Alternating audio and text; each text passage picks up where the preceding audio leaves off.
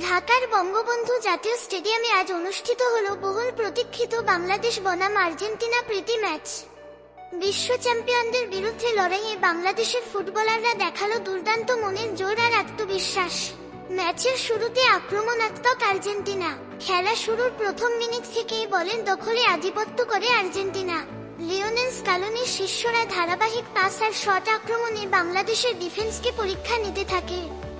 12তম মিনিটে আর্জেন্টিনার ফরোয়ার্ডের শর্ট পোস্টে লেগে ফিরে আসলে গোল হজমের হাত থেকে বাংলাদেশ রক্ষা পায়।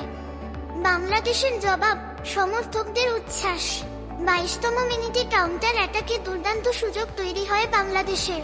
মাঝমাঠ থেকে দেওয়া লং পাস ধরে বাংলাদেশের স্ট্রাইকারের শট সামান্য বাইরে দিয়ে গেলে গোলের সোনালী সুযোগ হারায় দলটি। এরপর ধীরে ধীরে ম্যাচে ফিরে আসে বাংলাদেশ।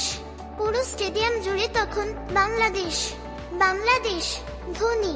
দ্বিতীয়ার্ধে উত্তেজনার চূড়া। বিরতির ঠিক পরেই আর্জেন্টিনা আক্রমণ বাড়ায় এবং 54তম মিনিটে একটি গোল করে 1-0 ব্যবধানে এগিয়ে যায়। তবে হার ছাড়েনি বাংলাদেশ।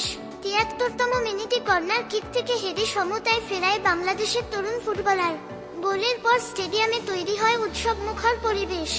শেষ মুহূর্তে ড্র, বাংলাদেশের ঐতিহাসিক সাফল্য। শেষ পর্যন্ত আর কোনো গোল হয়নি।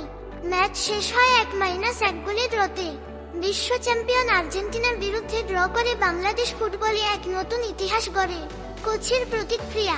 বাংলাদেশ দলের কোচ বলেন, আমাদের ছেলেরা আজ দেখিয়েছে ভয়হীন ফুটবল কি। বিশ্বসেরাদের সঙ্গে লড়ে সমতায় শেষ করা বিশাল অর্জন। আর্জেন্টিনা কোচও বাংলাদেশের পারফরম্যান্সের প্রশংসা করেন।